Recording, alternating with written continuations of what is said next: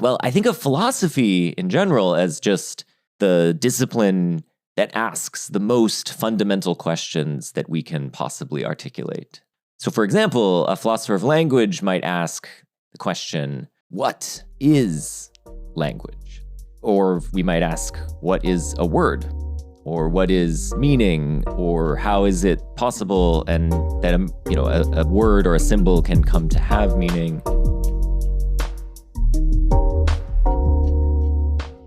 Hello, and welcome back to Tomato. I am your host, Talia Sherman, and I truly could not be more excited to bring to you today's episode with Justin Khoo, an associate professor of philosophy at MIT. As will soon be abundantly clear, this episode is going to tackle a lot of different material from many different areas.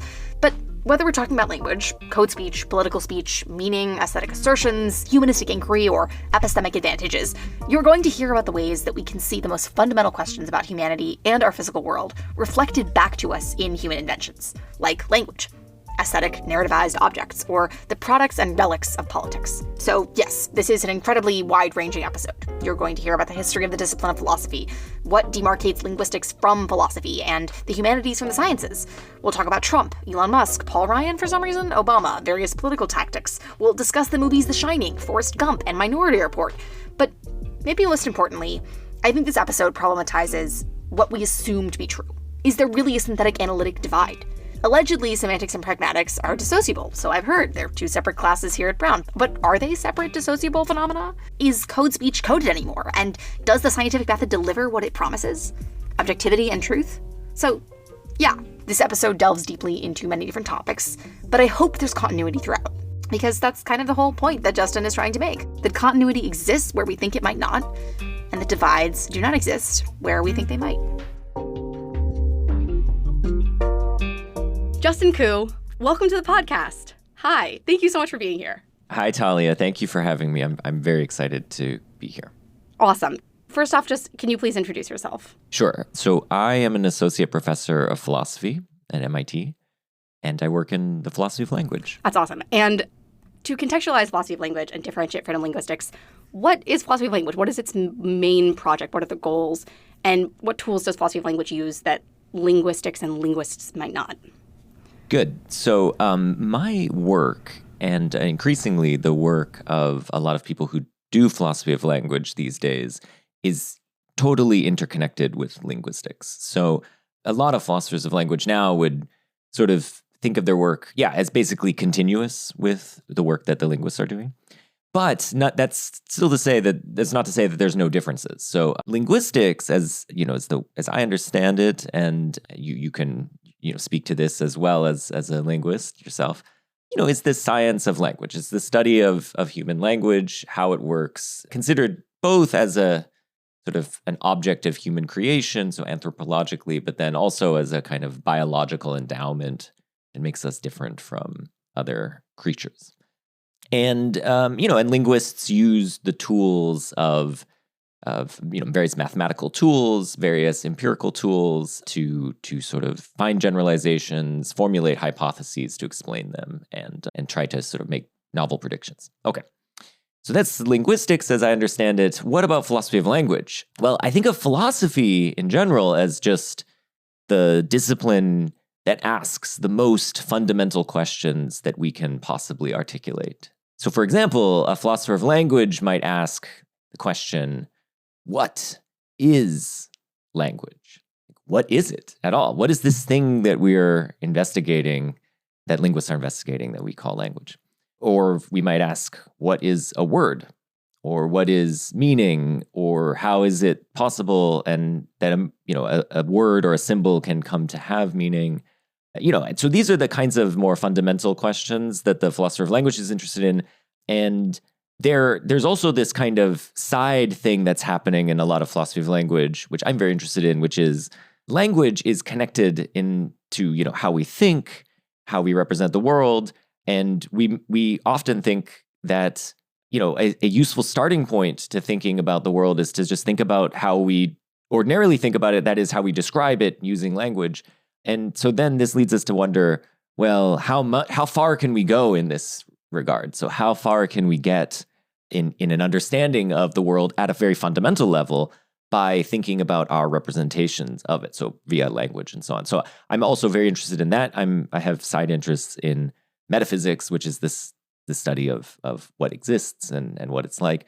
So yeah, I'm interested in kind of all the connections, but I see this, like many philosophers of language, as all continuous. So there's linguistics, there's philosophy of language, there's metaphysics, there's philosophy of mind, and these are all kind of connected in complicated ways that are, in practice, they tease apart because we're all in different buildings. But when you in the end of the day want a theory, you want that theory to sort of connect all of these dots. And the philosopher is the person who sort of, our job description is the one to try to do that. Yes. Side note, are you actually in different buildings at MIT? Aren't you in the same building? So, yes, in MIT, the Department of Philosophy is the Department of Linguistics and Philosophy. It's one department. Yeah. Yes, but that is unusual. That MIT is the only place where linguistics and philosophy is one unit. And then our psychology program is at MIT called Brain and Cognitive Sciences. And they are in a separate building, although they're very close. Yes. So not far from us. Yeah. And you guys, I always find it funny because like you guys have different web pages, but you're all like under the same technical departmental head. Yeah. So talking about these kinds of divides, I think in the past episodes on this podcast, a divide has sort of arisen between people that want to look at language semiotically, so linguistic anthropologists and sometimes sociolinguists, and then people who want to look at language structurally and figure out how morphology works and how syntax works and like how language is learned, and think of language as this biological endowment that is extremely platonic and that can sort of like think of it in very like positivist terms. You did an interview several years ago with this magazine called 3 a.m. Magazine. You answered questions about like all your research, and then you ended talking about, or I guess alluding to, the kind of synthetic analytic divide in philosophy of language in regards to code words and political speech. And so I was hoping that we could pick up where that interview left off with this analytic synthetic divide. So what is the analytic synthetic divide? And then why is it beneficial to bring questions from both sides of this divide together? Yeah, so okay, there's actually, I should say, two things about analytic. So one is that what I do is technically called analytic philosophy. And this is in contrast to what's sometimes called continental philosophy, although I am very interested in continental philosophy. It's not my primary area. And so the difference there is that basically it's a historical difference, and this split occurred sometime in the early 20th century / late 19th century, when a bunch of people kind of who, following Bertrand Russell and others, decided that they should integrate their philosophy with math, basically, and with sort of formal logic. And that gave birth to what is sometimes now called the analytic tradition, of which I and all of my colleagues at MIT are a part of. By contrast, the continental tradition is they sort of hold up people like Hegel and the tradition that grew in sort of the continental Europe, which is why it was called continental. It includes like Heidegger and Jean-Paul Sartre and all that. Okay, so that's one thing with analytic that I just wanted to clarify. So then there's another thing, which is what sort of analytic philosophers will typically mean by analytic, which is an analytic truth, or that is a truth that sort of holds entirely in virtue of the meaning of the parts of the sentence. Okay, so I'll give you an example of something like this. So if I tell you Jones is happy, you can infer something from this. One thing you can infer from this is that Jones is not sad. And that is an inference you can draw just entirely in terms of the meanings of the words happy and sad. To be happy is to, at the very least, not be sad. Okay, so there's something about meaning there that allows us to do that. Now, not everything that you get from my making a statement, not all the information you get is going to come just from your understanding of the meanings of the words. So sometimes you'll be able to infer things from other things that have nothing to do with the meaning. So here's an example of that. So suppose I, again, tell you Jones is happy. And at this time, you know that Jones was about to hear whether they were going to get into Brown, which is their top pick for schools. So, now I tell you, Jones is happy. So you may now be able to just infer from this that Jones got into Brown, because after all, that was this piece of background information that you had, so you could connect these two. Okay, so in that case, nothing about the meaning of the word happy or got into brown, like those aren't like connected by their meanings. It doesn't just follow from the meaning of happy that Jones got into brown or whatever. But in this case, you just know something about the world. So this is, philosophers sometimes call this like a synthetic factor, whatever. This would be like an inference that's drawn on the basis of more than just your knowledge of the meanings of the words. Additional real world knowledge is involved. So that's basically the difference there. Now, I don't think we want to go down the path of that many philosophers in the middle of the 20th century became skeptical of this division. So Willard Van Orman Quine wrote a very famous paper arguing that there really is no analytic synthetic distinction. And he basically was arguing on the grounds that there's not really any sort of non-circular way of defining analytic in a way which can separate this from synthetic. But I think, Quine, the sort of vestiges of that idea remain. And there are some people like very pragmatic, pragmatist philosophers go in with Quine, but a lot do not. And I think this is kind of a bold claim, but in a way, if Quine is right, it does deflate the significance of a lot of what linguists are doing, because there really isn't a subject matter that we could properly call linguistics, or at least linguistic semantics, because there really isn't any kind of notion of meaning. There's just knowledge that we have, and some knowledge is a little bit more entrenched than other knowledge. And so I guess we could arbitrarily carve some up and call it linguistic and just say, well, that's more entrenched in some ways. And so we'll just have some people investigate that. But so anyway, so myself, I think, there probably is a difference here. And even if we can't sort of define it super clearly, we have all these examples. And so I'm okay with having a distinction, analytic and synthetic. Yeah, there's a lot of debate in a lot of different fields other than linguistics as to whether language is a self-evident phenomenon that is somehow natural or biological. I mean, many people, I would say anthropologists in particular, claim that it is a project of modernity and hegemony, basically, and is some kind of social idea and process of taxonomy that's completely like arbitrarily applied to different populations. And then linguists would say, what are you talking about? Like, that is crazy. And, there's debates to be had.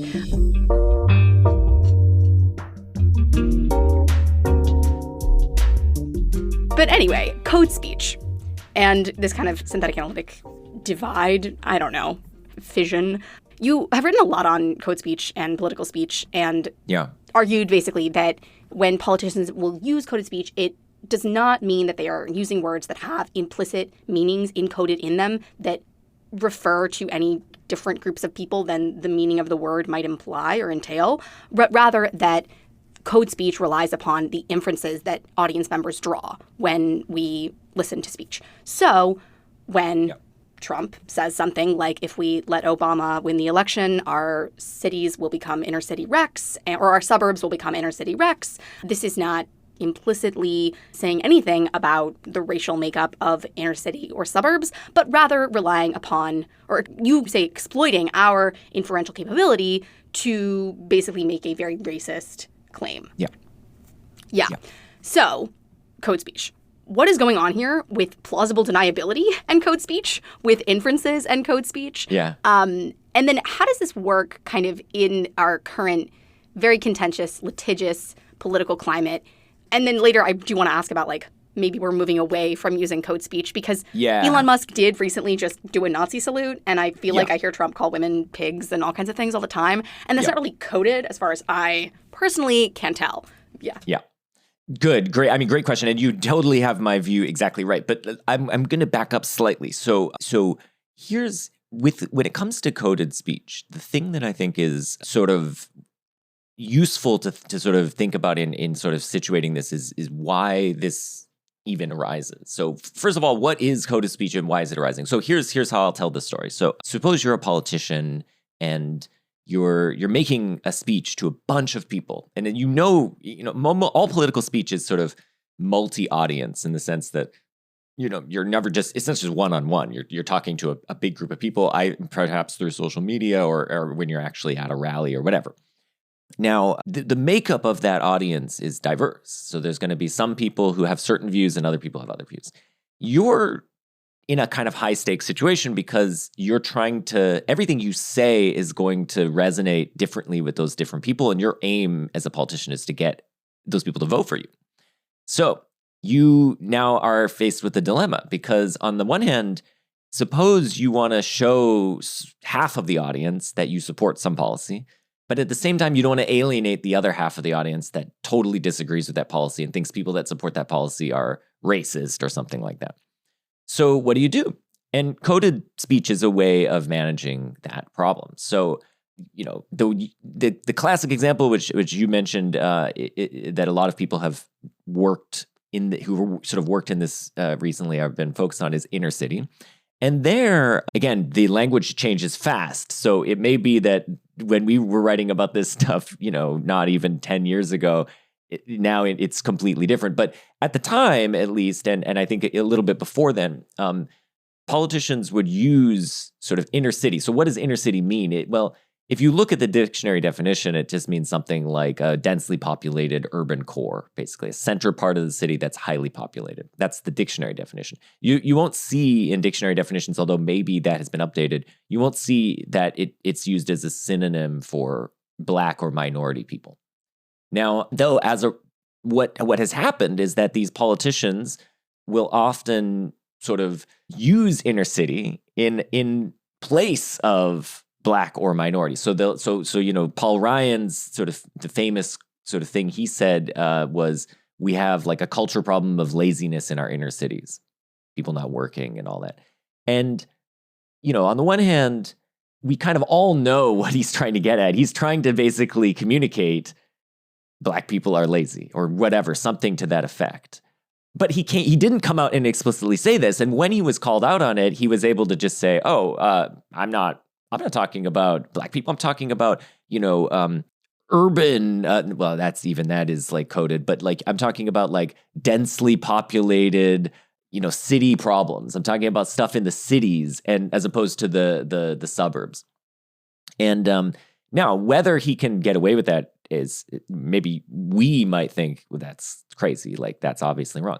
But for a long time, politicians were able to do that. I mean, these things were sort of, there was enough wiggle room in there for them to just say that. And as long as enough people who are listening to Paul Ryan can be like, yeah, that seems reasonable, I'll go ahead and vote for this. Or it provides them cover for being able to sort of vote for a policy that it would maybe be explicitly racist, but do so without sort of feeling themselves like they're voting for a racist policy or telling their neighbors they're voting for a racist policy, et cetera, et cetera.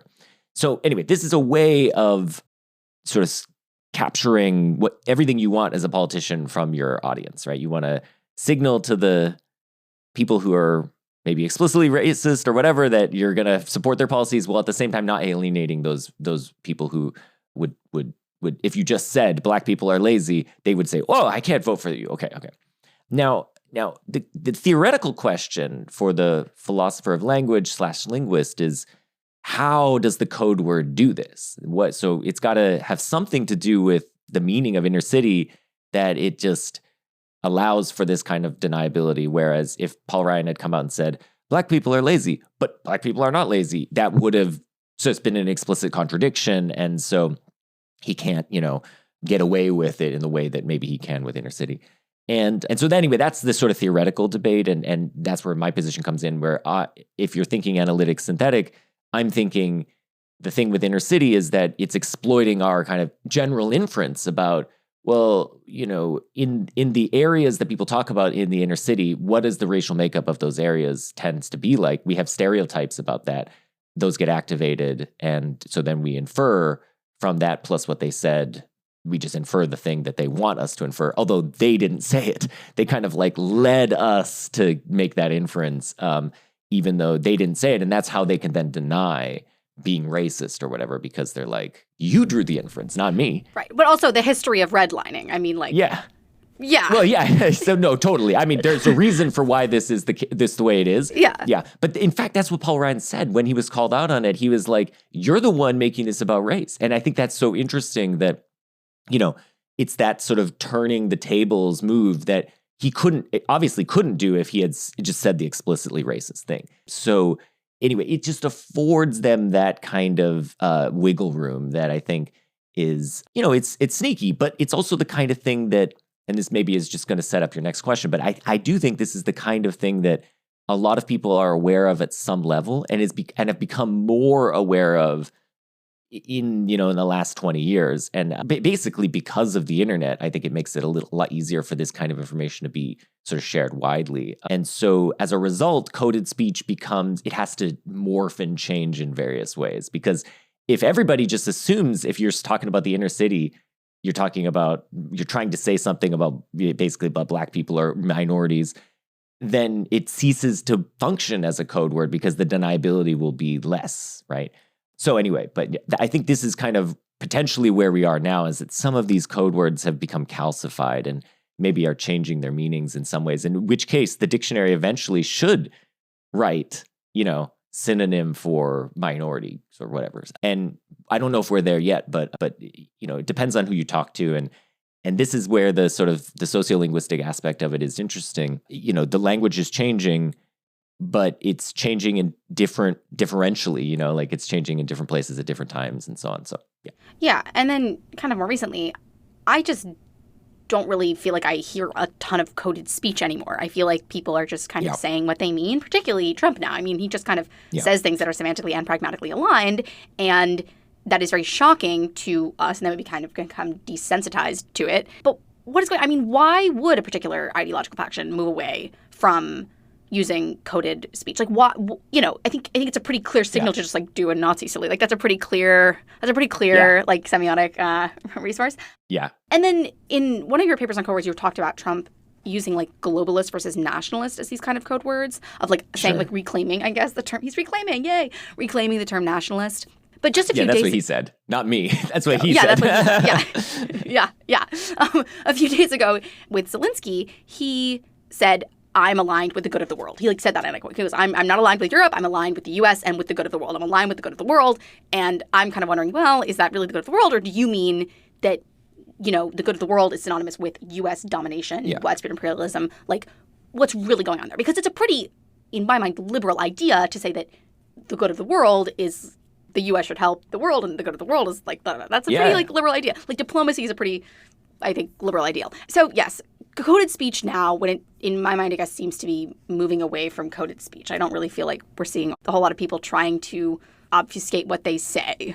Yeah, let me tackle that first, and then we can talk about the nationalist thing. Because you sent me this quote in advance, and I thought about it a bit, and I think it does illustrate, I think, something kind of an interesting wrinkle in this whole sort of phenomena. But let's first talk about sort of the rise of Trump and the kind of the rise of speech that is just sort of explicitly and overtly violating the kinds of social norms that previously had been people had used coded speech to kind of get around.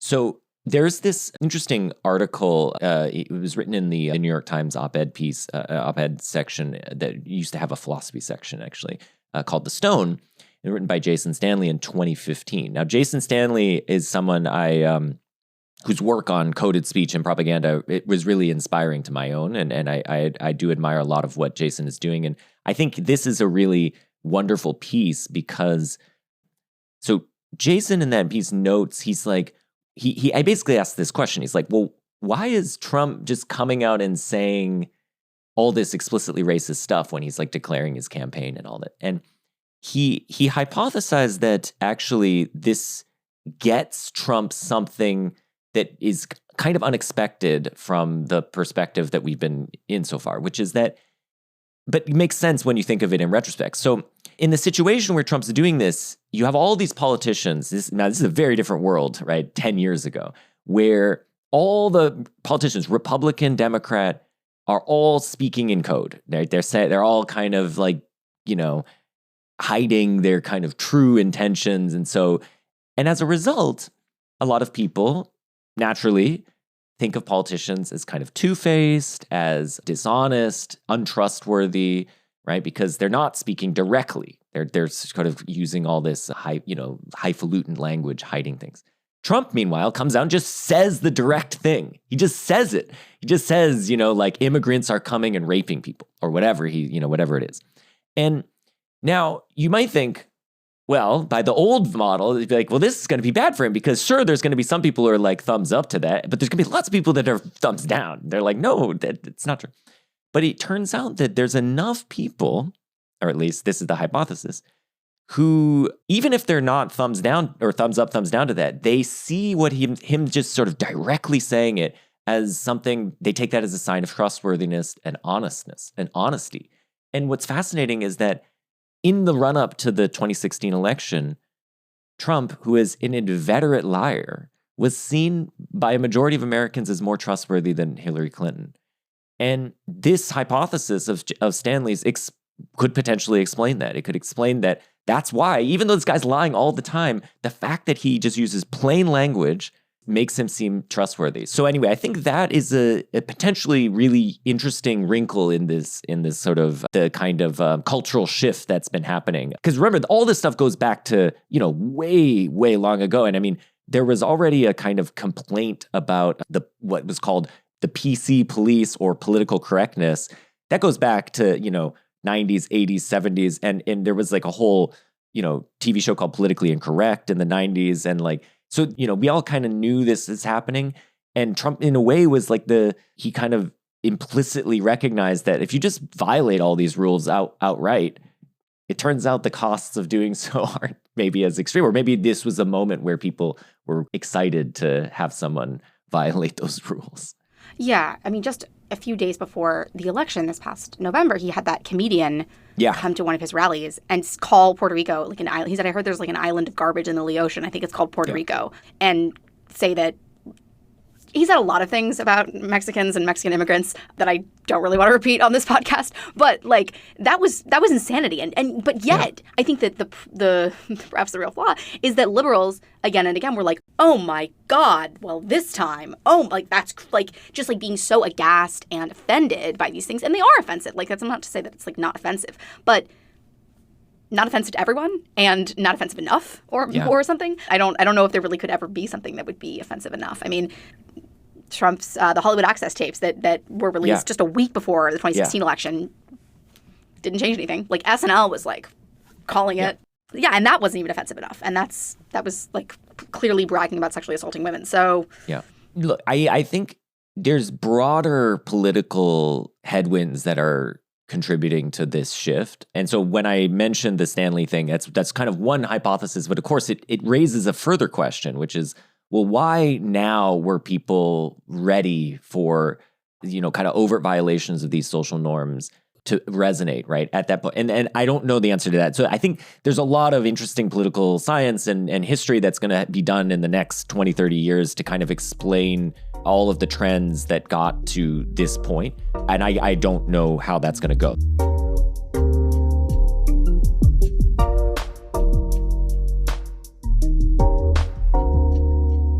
But let's talk about the Zelensky thing. So you sent me this quote, and I'm going to read it because I think this is really interesting, and I think it illustrates another facet of speech that Trump does that is, and I'll try to offer an explanation of, I think, what's going on here. So here's what he said. He said, I'm not aligned with Putin. I'm not aligned with anybody. I'm aligned with the United States of America and for the good of the world. I'm aligned with the world.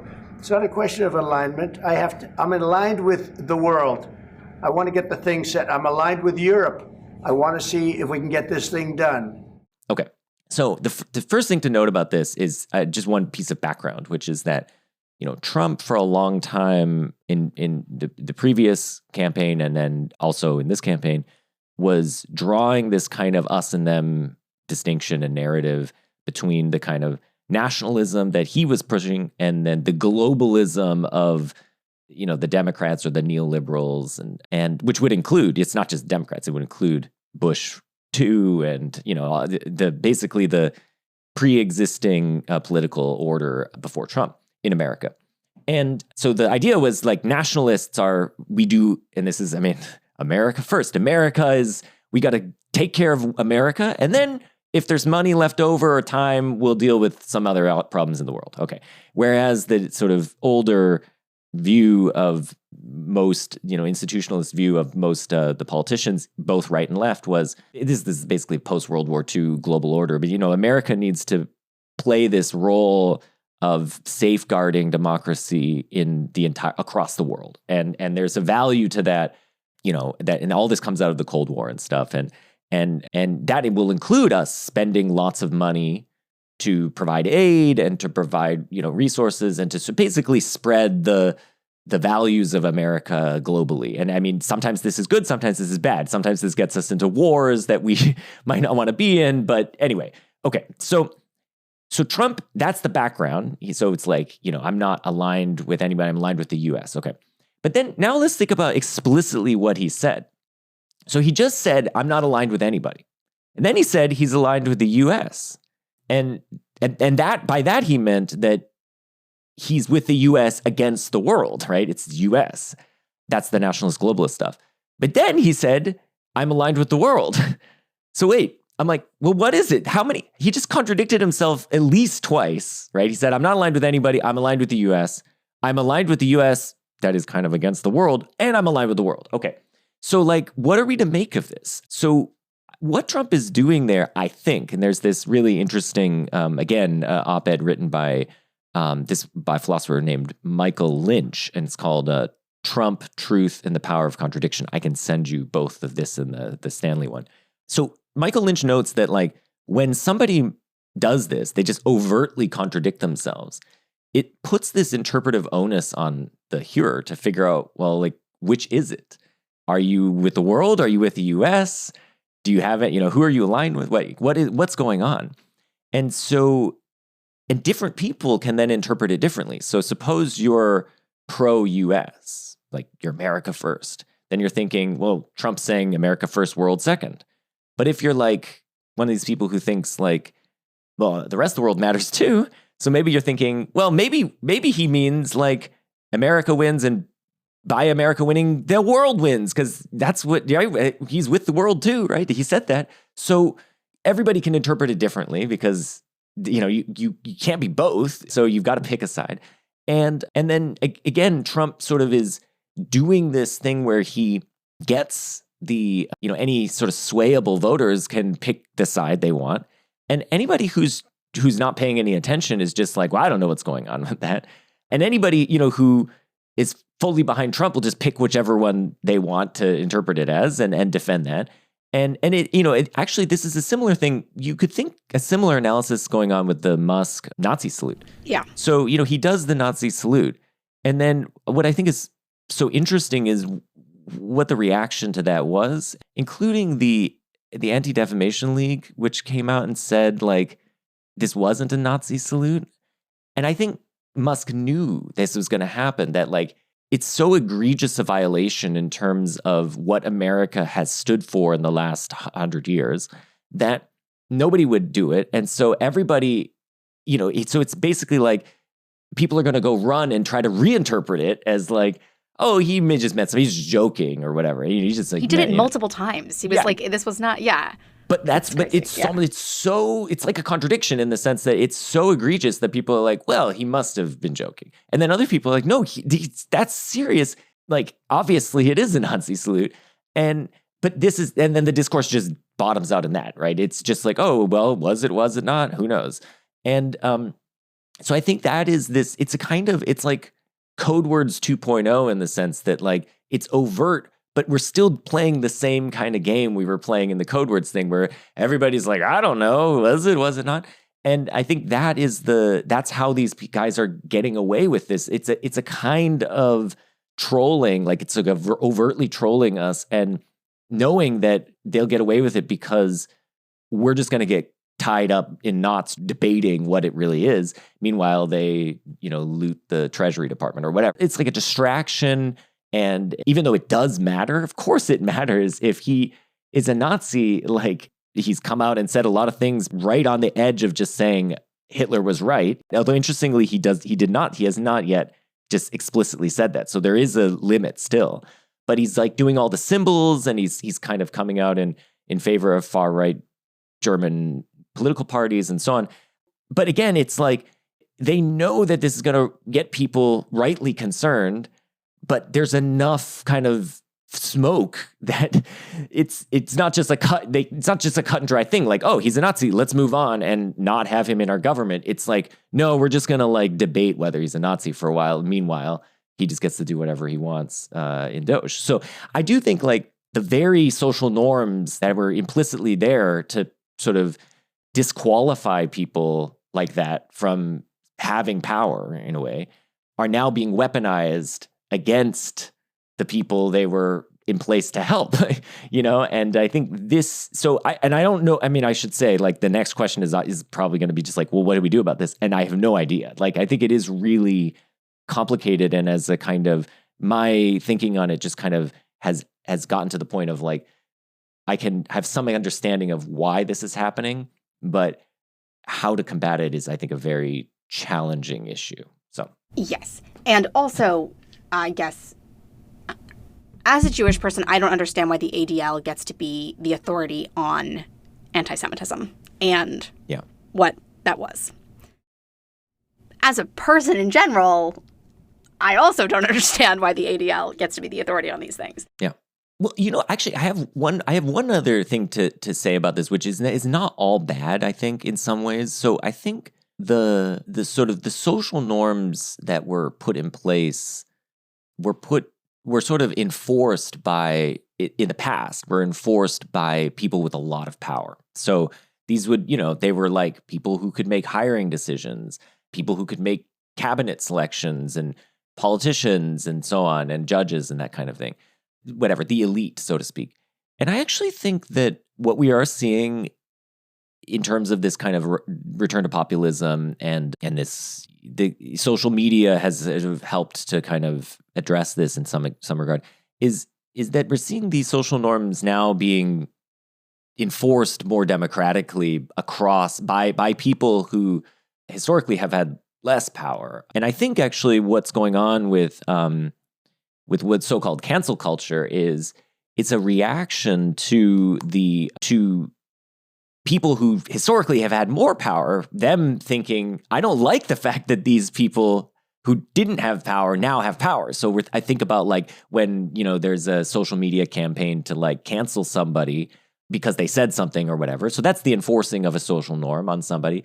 But it's not being enforced by the studio who maybe hired that actor. It's sort of being enforced on social media. It's being enforced by like the people who are bringing it to everybody's attention.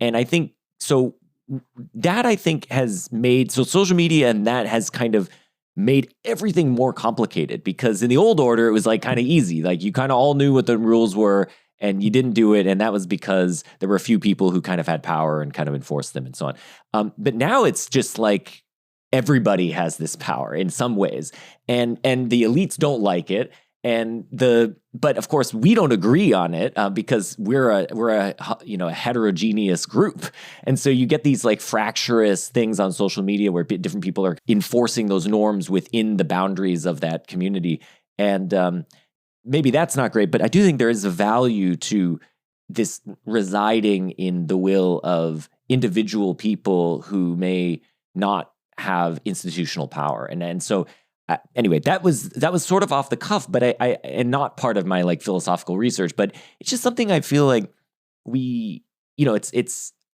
something I think I do believe to a certain extent. And I think, which is why, like, I think when I hear cries of cancel culture and all this stuff, a lot of this sort of stuff being driven by the Trump administration, not them explicitly, but lots of other people around them that are kind of in some ways allied with them about cancel culture and trans panic and all this stuff, is, I think, a fear of that they are losing that kind of institutional power that they had.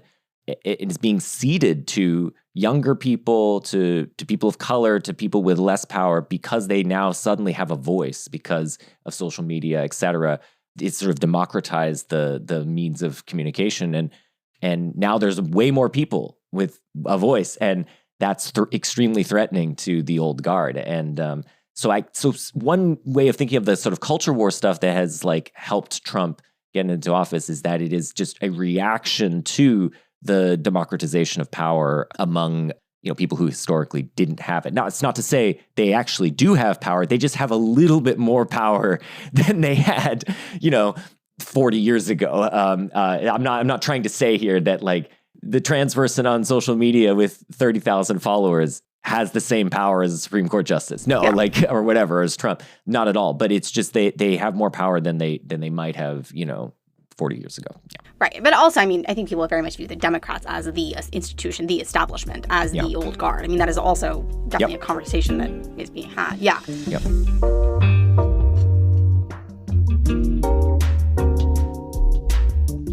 Awesome. So you have this article that's fairly new called Judging for Ourselves. And in it, you talk about aesthetic assertions.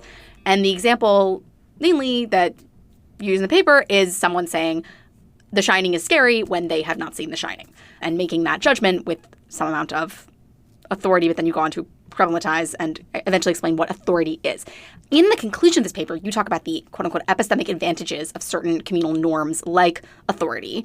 So what is authority in this context? But then also, I want to know if part of this project is epistemic advantages in general. Do epistemic advantages derived from philosophical arguments and instantiated through social norms is this a thing? Is this common? Do those abound?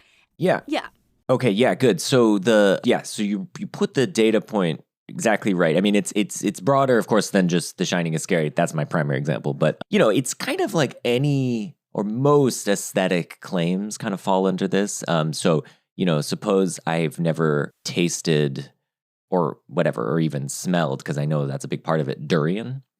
So, but I just heard from a friend that it smells horrible. And then you're like, well, what's durian like? And I say, it smells horrible. You might think there's something misleading in what I said, because I've never smelled it myself, in which case I've never judged for myself whether it smells bad. I've just heard from someone else. Of course, I can report my view about it by saying, well, I heard from a friend that it smells horrible, or it must smell horrible because all these people turned their nose up when they got near it, or whatever. So I do think there's something interesting here, because of course not all claims are like this, right? So there's something specific to the aesthetic domain that it sort of demands that you've had the relevant experience with the object to make the judgment before you go ahead and say it is this way or that way aesthetically. So just to give an example of that this isn't everything is, suppose I hear from a friend that it's raining in LA right now. Now, I'm not in LA and I don't have any experience being in LA right now, sort of seeing the rain or whatever. But if you asked me, if you were like, what's the weather in LA right now? I could just say, it's raining. It's perfectly fine. I don't have to say, oh, I heard from a friend it's raining or whatever. I could just tell you it's raining, as long as I, feel confident that this person is not deceiving me or whatever. Suppose I read it in the newspaper. Okay, so not every claim is subject to this kind of, you have to have judged it for yourself before you make the claim. That is, you have to have experienced the thing and kind of reflected on it or whatever. But aesthetic ones do. So why are aesthetic ones like this? That's the kind of the puzzle. And there are all these views I go over in the paper, and we don't need to go through them. But the view I come to is this idea that there's a general norm on assertions, basically a rule, which says that when you're an expert on some domain or an authority on some domain, you shouldn't make claims about that domain unless you've made the judgment about it yourself. So now, why is this helping? Because you might think, well, wait, it would have to, for this to explain the aesthetic thing, it'd have to follow that we are all authorities in the aesthetic domain. And you might think, well, I'm not an authority. The guy who writes the movie reviews is an authority, and I'm just some person who likes movies. But I actually think we are all authorities in the aesthetic domain. That's something we probably won't get into today. But anyway, but why do I want to cash this out in terms of authority rather than something specific to aesthetics? Well, the reason is that I think a very similar phenomena arises outside of the aesthetic domain. So the example that I like comes from a paper by Jennifer Lackey. Basically, here's my version of the paper. So, my version of the case. So suppose you go to the doctor and they run some tests on you. And then, this often happens. They run the test and then they're like, we'll get back to you in a couple of weeks or whatever. We'll get back to you in a couple of days.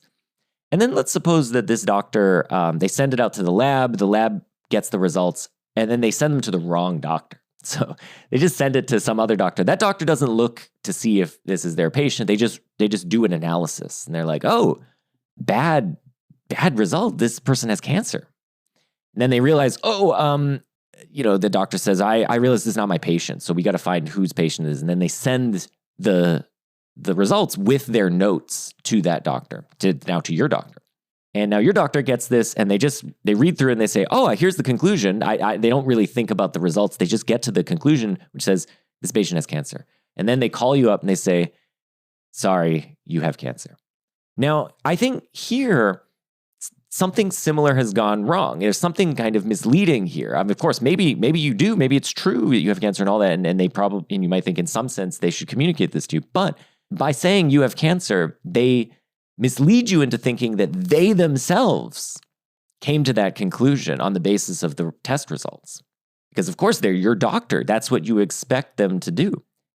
And they didn't. So even if it's true what they said, they should have said something more like, well, I haven't had a chance to look at the results, but a trusted colleague of mine has determined you have cancer and I believe them. Something to that effect. It would be a more appropriate thing to say. So, okay, I think the parallel here is striking, and I want a theory that explains both. And I think the theory which says if you're an authority or an expert in that domain, you should only make the claim if you've judged it for yourself, can predict both. Because, of course, the doctor is an authority about cancer diagnoses, so they should make the judgment themselves before they make the assertion. And I think similarly, it's just in the aesthetic domain. It's just that in the aesthetic domain, I think what's different about it than in the doctor case or the cancer case is that we're all authorities in the aesthetic domain, which is so. So that's the theory. And then I should also just say part of the value of explaining this in terms of a norm is that the norm can be overridden. This is defeasible. So there are cases where it is, I think, appropriate to just say the thing without having it judged it yourself. So I'll give you one example. Suppose I say, I'm never going to see The Shining because it's so scary. And so there you might think, yeah, maybe of course I haven't seen it. I'm telling you I haven't seen it, but it's sort of appropriate and for me to say this. And so we have to make sense of that. And I think as long as the norm is sort of defeasible in the right kind of way, we can sort of capture that as well. Okay, but sorry, your question was sort of what are the upshots of having a norm like this? So one of the things I do in the paper is, I propose that there is such a norm is a hypothesis that I'm putting out there to explain this phenomena. And then, but I don't want to just sort of put it out there. I also want to provide some kind of rationale for why we would have a norm like that in the first place. Like, why would there be a sort of rule that governs assertion like this? And there, I sort of, this is very, early days in a way, but I kind of conjecture that what's going on is that a society benefits from having such a norm, basically to avoid a kind of what we might think of as epistemic double counting. So, which basically happens when you take two people, their testimony to the same effect of something, to be count sort of as independent verification of that thing, sort of like twice over. It's like if scientist A comes to this conclusion and scientist B comes to this conclusion and they did so independently, that's stronger evidence than if just scientist A came to the conclusion. But if scientist B is telling you the thing that scientist A is, because scientist B got it from scientist A and you think they got there independently, then you're double counting, right? So you're thinking you're more justified in your belief about what they said than you are. And so my hypothesis is that a norm like authority will help guard against that kind. If that's operative in the community and generally followed, it'll guard against that. Of course, it's not going to be perfect, but the thought is that will rationalize having those kinds of norms in the community. That is, communities that have those norms operative will tend to do better epistemically than those that don't. So that's a reason for thinking it might be in there. And this is part of just like a broader interest that I have, but do you think that these kind of epistemic advantages can be found in many philosophical arguments? Because this seems to me somewhat of an autotelic argument. You go through the whole paper and then you end with, this is the application, kind of. So, like, is this something that we can derive from philosophical arguments often? I don't know, actually. I suspect that the answer is probably, well, let's say this. I think it's going to depend on sort of how optimistic you are as a philosopher. So one interesting thing about philosophy is that, every view is represented. So whenever you take any question, philosophical question, and you could just, if you were just like let's think about the possible views. They're kind of all represented in some ways. So just to give an example of this, a kind of silly example. So there's one question in philosophy is, are there composite objects? So that is, are there objects that are made up of other objects? And now, so you might think, obviously there are. But it turns out lots of philosophers think, no, there aren't. So there aren't tables and chairs and people and so on, because we're all composites. And so we don't exist. And then you might think, well, what about like a middle ground, which is there are some composite objects? And what would be the line that you draw for the things which are genuinely composite and the things that are just kind of have stuff sitting next to one another, right? Like if I put my phone and this cup together, do I make a new object? No, because the phone just happened to be holding up the cup there. But maybe people are organic unities, and those are composite objects because of their sort of organic unity.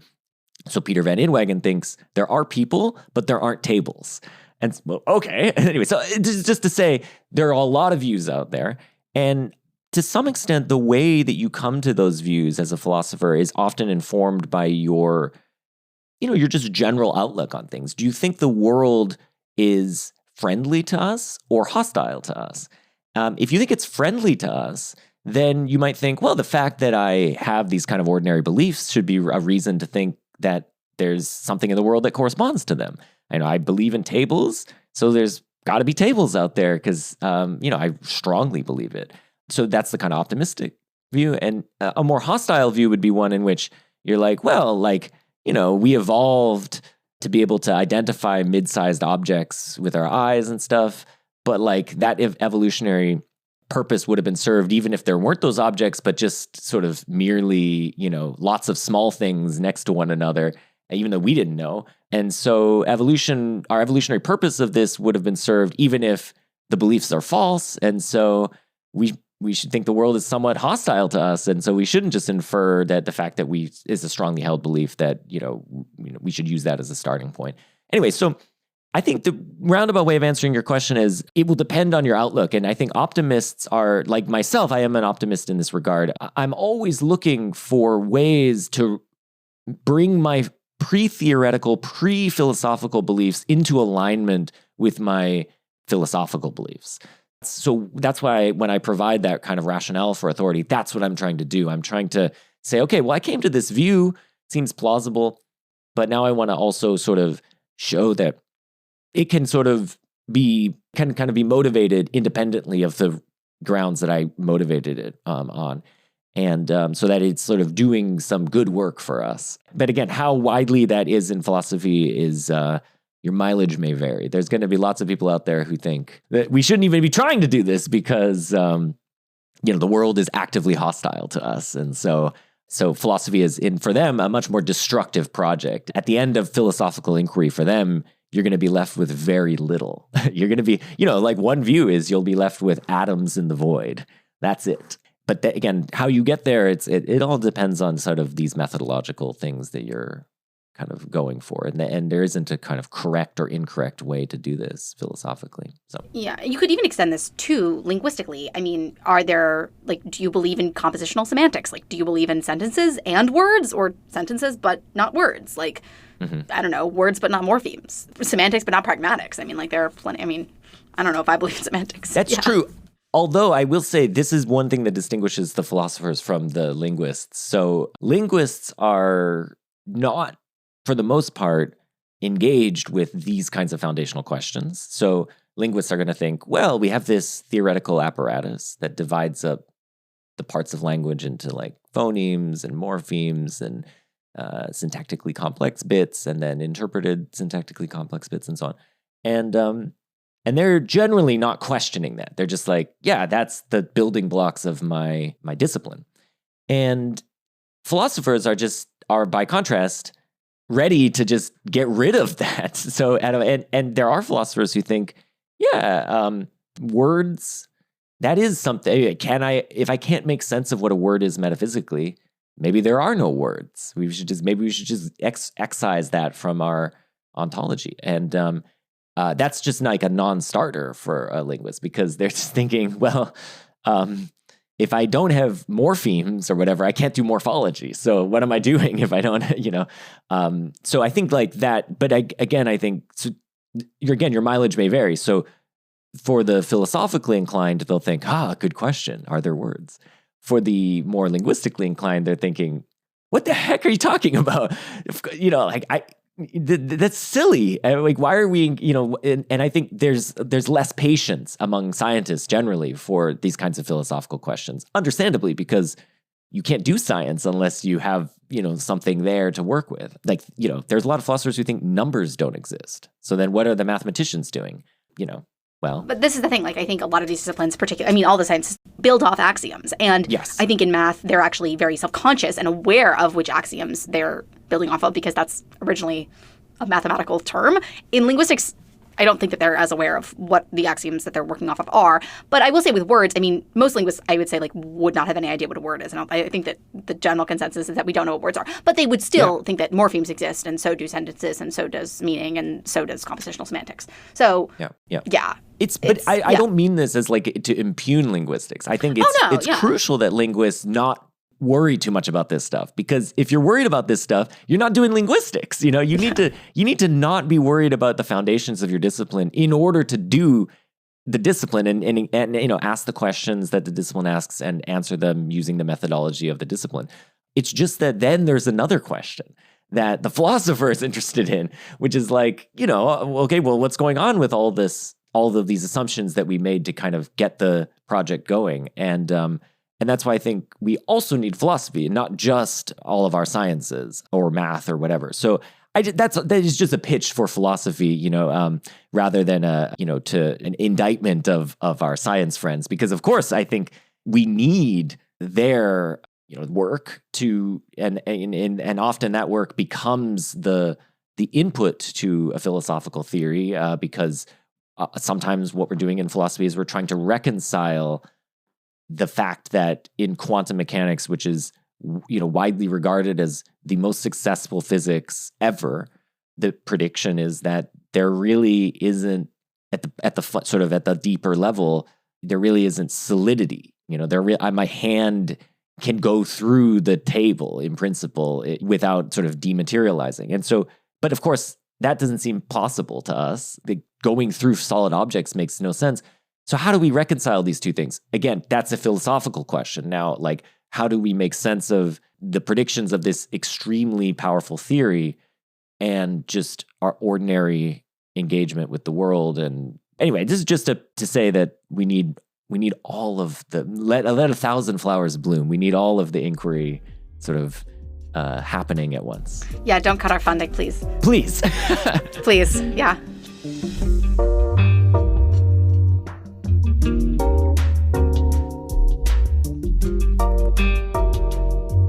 Okay, so you have this excellent podcast, truly, called Cows in the Field. Is that right? Yes. Cows in the Field. On films. I've listened to several episodes now. So your passion for films is obviously very abundantly clear. In all your papers, your examples of sentences are typically about films, such as The Shining or The Departed or whatever. And then you actually have written a little bit on this, but I was wondering if you could explain a little bit more.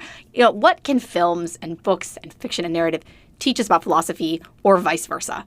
I think the literary theorist in me wants to say that everything's kind of narrativized, and that politics is literary, not the other way around, following off of Lee Edelman's work. But yeah, what's your take?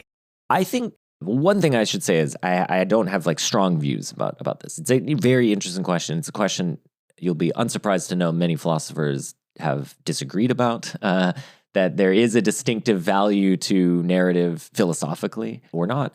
And maybe I'll just give an example of, I think, one place where I think narrative, in particular narrative film, can be illustrative of a concept that is kind of hard to understand, but it just can illustrate it just beautifully, or at least bring out the complexities of it in a way that's just very pretty. So, okay. So there's a movie called Minority Report. Have you seen Minority Report? No. Okay. So it's no worries because I don't want to presuppose that your audience has seen it either. So in the movie Minority Report, which stars Tom Cruise and Colin Farrell and various other people, it's set in a kind of fictionalized future where there are these beings called precogs who can sort of foresee crimes before they happen. And then there's a unit of the police force called the pre-crime division that goes out and stops the crime before it happens. And they arrest the people. So the beginning of the movie is the precogs sort of foreseeing this guy about to kill his wife. And then they go and they break down the door and they stop him from killing the wife. And he's like, but I didn't do anything. And like, you're arrested, da, da, da, da, da. Okay, so there's a lot of interesting philosophical stuff here. I mean, here's a really interesting ethical question.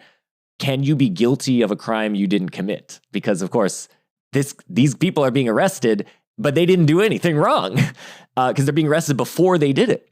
Okay, so that's one issue. But another issue is, can you know that someone would do something that they don't do? Because, of course, you better be able to know it if you're going to think, well, look, I knew that would have happened had I not intervened. So this is an issue that goes back to the medieval philosophers, and it comes under the heading of what's called middle knowledge. So these medieval philosophers were wondering whether, God, for them, knows everything. By definition, God knows everything. But then there's this question, like, does that include knowing all of the things as they are and knowing all of the things as they would be had God and other people made other decisions? In particular, like, this is relevant because on certain views, religious views, in addition to what God knows, there's also like what a free person would do. And you might think, well, if they're free, then presumably nobody could know it. But on the other hand, so maybe God can't know it, but then that's something God can't know. So then there's this view called Molinism, which says, no, actually, God can even know that. They can know what free people would do, even if they don't do it. Okay, so that's very close to the precog thing. And you might be wondering, like, wait, this is like, how could you possibly know that? And so then the film illustrates this just beautifully. And it's in the context of, so Tom Cruise is part of the pre-crime people and Colin Farrell has come in to be like an auditor. And he's like, yeah, but they didn't commit, Colin Farrell's like, they didn't commit any crimes. How do you know? And this and that. And so Tom Cruise right as Farrell's saying this, he rolls this ball towards him on the table. And as the ball falls off the table, Colin Farrell catches it. And Cruise says, why did you catch that? And he says, because it was going to fall. And he says, how do you know that? It didn't fall. And so there, it's just that, it's like a perfect illustration of exactly that kind of, it's like a mundane illustration of the bigger issue that this whole movie is bound up with. And I just think like movies have this ability to, narratives in general, but movies for me, because that's sort of my narrative art form of choice. They have this ability to like immerse us in a story or whatever, and sort of force us for whatever period of time. For case of a movie, like usually about 2 hours, just kind of be in that space and live in it and emotionally go on that journey. And I think this is what I love about movies in particular is they're overwhelming. So they force you to like go on the journey. It's like you go on a roller coaster and you can't think about anything else because you're just being flung around on the roller coaster. I think of movies like that, like they're not, you should be thinking about them, but kind of not while you're in the movie. You should just be like in the movie.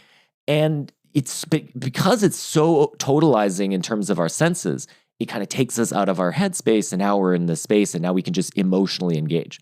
And then I think, what I like to do then is like later reflect on that experience and then that's when all the analytic stuff comes in. But I just love movies for forcing me to immerse myself in something such that I have this experience and then that provokes all these thoughts, which later I can then interrogate and engage. And so if that's for me, like what narratives, in particular movies, can bring to the table for me philosophically, which doesn't take a stand on the more controversial question, which is whether movies can like be philosophy, which I think is an interesting question, but one that I don't have strong views on.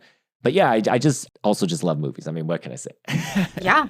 I think movies kind of colonize your brain space, and because they're so overwhelming, because they take over so much of your senses, because you imagine them and you hear them and you're the content's with you, but so is the image and so is the affect. And so the music too and the sounds, like it's so, this is all of what I'm saying is stuff that when movies first kind of came on the scene, the old guard, and this kind of sentiment actually persists to this day, but the old guard of people dismissed them for exactly this reason, because they were like, well, look, the movies are just manipulative. Yeah. This isn't like good art, because good art provides you sufficient distance to reflection. So you get to form your own view about, a novel, because the novel is just kind of presenting you the story, and you have enough distance to kind of engage with it, bring your own imagination to it, and sort of, fill in stuff. Whereas with movies, you don't get to do that, because it's all given to you in a way. I mean, it's not totally true, but it's given to you way more than in a novel. You're getting so much more sensory stuff. And so they thought these earlier kind of snobs were like, well, that's why movies aren't an art form, because there's not enough work for the viewer to do in the imaginative project. And I just think it's the exact opposite. Like, I think the thing I love about movies is that totalizing experience. And I think it doesn't come at the cost of reflection. Reflection has to happen later. And I appreciate being taken out of my reflective mindset by a movie. And some of my favorite movies are the ones that do that, even in ways that I think a lot of people would regard as manipulative. Just to give one example, I love the movie Forrest Gump, a movie that has, an extremely complicated reception by people, and lots of people love it, lots of people hate it. But part of the reason I love it is that, in part, is because of its ability to manipulate the viewer and my emotions.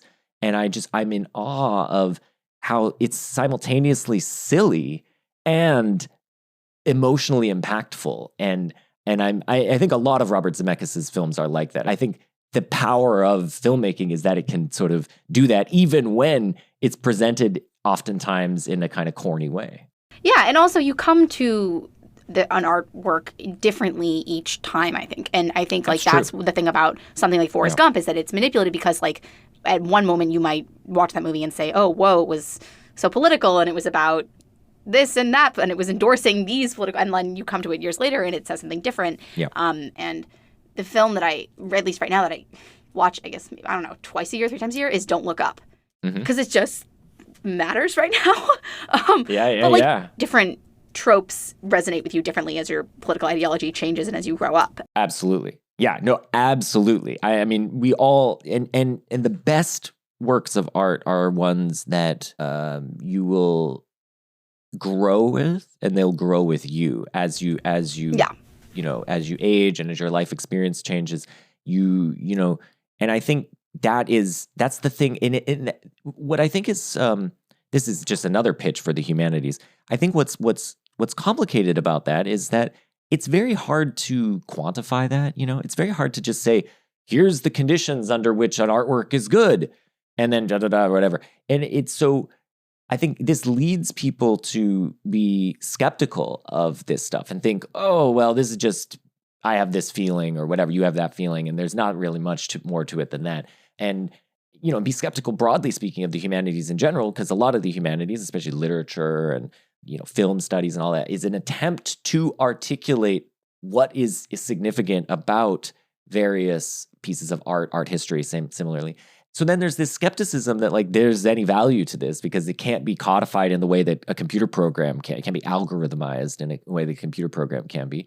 But that's exactly the value of it, is that it's kind of elusive in this way. It demands our coming to a view and feeling confident in it, and then coming to a completely different view 2 years later when your life experience is different, and then revising that, and just like it's this ongoing conversation you're having with the piece, but also with other people who you watch it with or read it with, and facilitating this sort of communicative exchange between you, the author, other people, your past self, your own life experience, and I think that is one of the things I just find absolutely critical about art and about literature and stuff. And I think the role of the humanities is facilitating those kinds of conversations, giving us the frameworks with which we can think productively about that kind of stuff. And so again, yeah, a pitch for the humanities, all as like, higher education funding is coming under threat. This is one of the things that's valuable is we humanists, like philosophers or humanists, we're trying to give people tools not to tell them what to think, but so that they, by kind of showing by example, like, here's how I'm engaging with this. You can too. Of course, you may come to a different view than me. That's great. That makes it more interesting to me that you came to a different view. Now let's talk about it. But like, how do we do that and have a productive conversation as opposed to just like, we watched a movie and then we're like, how was it? It's pretty good. Move on. Like, then there's nothing, it's like we're losing the richness of we could have had. And in part, we're losing it because we don't have the conceptual tools and vocabulary to be able to talk meaningfully and personally about art that matters to us. Yeah. There's no right or wrong answer here in the humanities, but there are better answers. And I think that is challenging, right? Like, because there is a right and wrong answer in STEM. And I always got the wrong answer, so I said bye-bye. But in the humanities, I tended to not only have better, there are no wrong answers, but maybe pretty good ones. Okay, then you refine them and you get better at it. But then you do philosophy and then you start wondering whether there are, you do philosophy of science and you realize actually a lot of the stuff that we say is right or wrong and we take to be objective in science is actually just sort of given this conceptual scheme and for these purposes. And it turns out there are other ways of thinking about things that might be more fruitful in other ways. Yeah. And so who are we, people will raise the specter of relativism, and that comes up even in science. And so, yeah, I do think it is one of these things where there's a kind of false sense of security of the certainty that you seem to have with empirical science or, mathematics or whatever. That can be somewhat misleading. And one of the things I've loved about doing philosophy is it's eroded my need to feel certain about things. It just is oh, yeah, there's a lot of views and I have happened to have this one, but how many times have I been wrong? I've been wrong probably 30 times in this interview, it's just, we're always getting things wrong and that's not a bad thing. We're trying, it's the effort was put in. And the fact that somebody later will show me to be wrong about something I said is great because I helped to put a position on the table that somebody rejected. And so that person is standing on my shoulders, even though I'm wrong. And that's great. And so anyway, I think a lot of the march of sort of progress in philosophy, if there is progress, is made in that way of here's some stuff, here's an attempt to answer some question that seems intractable. And then somebody comes and says, "Oh, that's an interesting way of thinking about it. Let's go in that direction." I think it's the same for art too. I think actually, yeah, the commonality between art and philosophy is not. There's probably a lot of continuity there, and I think something similar is happening. Just think about. Here's an example. Actually, just think about when you watch a movie, or you read the book or whatever, and then you have a thought, you have an initial thought, and then you read a bunch of criticism. And how your initial thought changes, becomes more sophisticated. You realize, oh, if I'm going to think this, I've got to respond to this guy who's saying it's bad and I think it's good or whatever. So you just become more sophisticated by engaging with all the other people. And, and that can all happen even if you later come to think your earlier view was wrong. But then you're okay, fine. But I have this more sort of interesting, nuanced position now. Philosophy for me has just kind of been that, writ large. I've been doing philosophy now for over 20 years, probably 25 years. And I feel in that period of time, it's been this a slow erosion of just my, it's a challenge because oftentimes you lose your confidence, because you're wow, I'm wrong all the time. So maybe I'm probably not going to be right about this. And it's kind of coming to terms with that, just being yeah, who cares? Let's just go. Let's still play in the sandbox, even if I'm probably going to get it wrong this time again as well. Yeah. Yeah. I mean, I was just saying, you could probably argue that that's how science really works too, is totally an assertion. Yep. And then someone saying, well, that was right then, but I have this new, more robust way of thinking about it, and I have new data or whatever. And so redo the experiment and you find something else. There's a wonderful professor at Brown who opens his psycholinguistics class by talking about how, he says, I know that science for many of you was probably the worst in high school because it was presented as right and wrong and very binary and very normative and just a lot of memorization. What science is for me is finding the best way to answer a question. Yeah. And so then he puts on the slide, he goes we thought the world was round. Now we actually think the world is a little bit more oblong because it's like a little bit squished in the middle or like whatever. And this is because we have better science and better ways to find out that answer. So I think like arguably, these things kind of do overlap, and science is also about just, standing on each other's shoulders and finding better answers. So totally. Yeah. So look, we just argued that science, philosophy, aesthetics, it's all continuous. We're all kind of, yes. like, and that's, and I think, yeah, this is just to say, like, drawing these kind of these binaries, and that what we're seeing with, I teach at a tech institute. I teach at Massachusetts Institute of Technology. There's this kind of impulse by a lot of people. I should say, I don't want to stereotype our students. Our students are incredibly open-minded, but there's this impulse, I think, for people today to think like, oh, well, there's like the hard sciences, and there's like, stuff that just works. And then there's the soft, like mushy gushy stuff that the critical theorists are thinking about. And that's like nonsense or something. But actually, like, probably it's kind of more continuous. It's much more continuous than that. And we all benefit from having a kind of broad understanding of of what's going on throughout all of this area. And anyway, I think that's the real value of higher education in general, and rather than basically job training for people to become financial analysts or something like that, because we're not really good at job training. Let's be honest. Like professors, none of us had real jobs. It's got to be something else we're doing, which is not just like preparing you to be, to like be in the workforce. And I think the thing we're doing is like exposing people to all of the rich diversity of like human thought and inquiry so that their lives are enriched.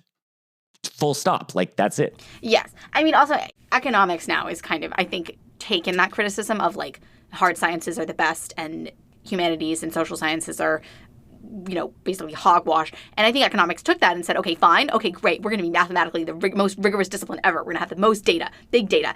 And I'm not saying there's anything wrong with that, but I think like they really took that criticism in a way that's really interesting. And now, of course, you see like a lot of professors like did work in industry and they like have had real jobs. And that's true. Terrifying. Well, business school professors, for sure. Yeah. Well, for sure. But like even here, like no linguist here had a job. Like, what are you kidding me? No. And no philosophy professor here had a job. Are you like joking? Yeah. But a lot of econ professors did. Not like all of them, but several of them. I mean, like more than I guess in the humanities or whatever. Like they. Yeah.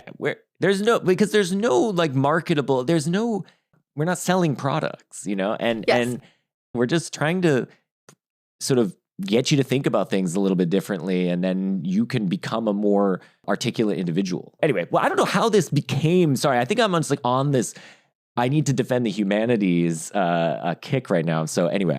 One data point, and this was like Cass Sunstein was at Brown, like not even like a week or so ago, and he gave a talk, and I went to like the reception after, and I kind of went up to him and I introduced myself. We ended up talking about his undergraduate thesis, which was on Samuel Beckett at Harvard. He majored in English at Harvard.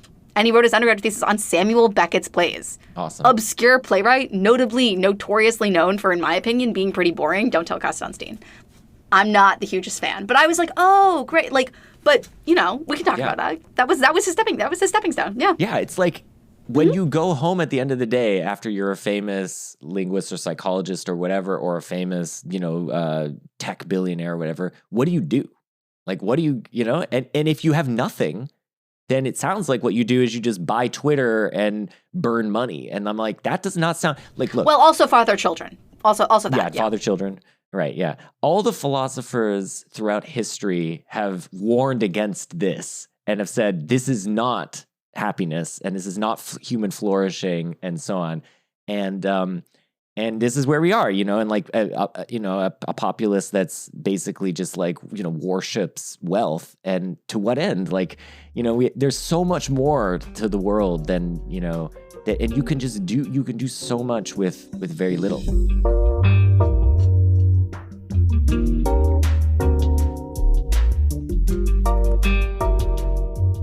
I guess I will say, just to close, I guess I would say, thank you, Talia. Because I think that what you're doing here is super important. I think the podcast space is one that provides a kind of organic conversation. Yeah. This was the thing that would have been played by a radio interview and so on.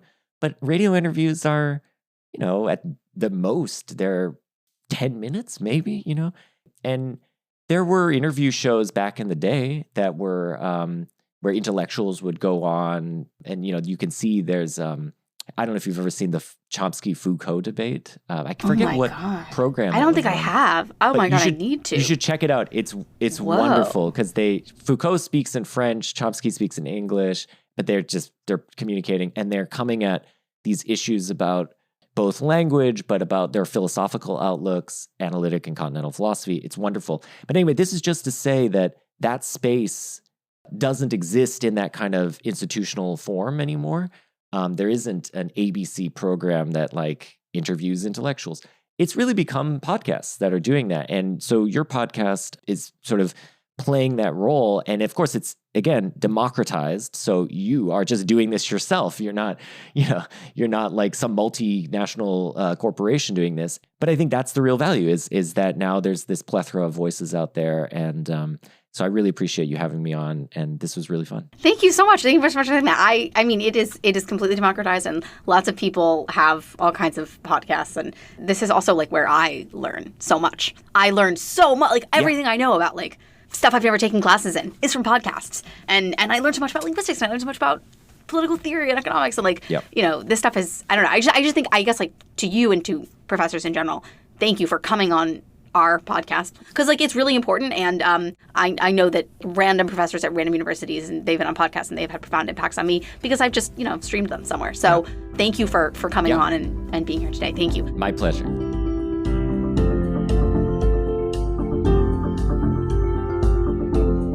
Thanks for listening to Tomato Tomato. I have been your host, Talia Sherman, as always, and that was my interview with Professor Justin Khoo at MIT. All articles, books, op-eds, movies, etc. linked in the episode description, along with Justin's podcast, Cows in the Field. I hope you'll check it out. It would be amazing if you rated the show 5 stars, wrote a nice review, passed it along to someone, recommended this podcast to a friend, a foe, etc. But lastly, I do want to say that the world is kind of falling apart right now, and I'm very aware that projects like this might seem frivolous or even glib, given the extra-textual context. So thank you for listening, and I will speak to you next time. Bye.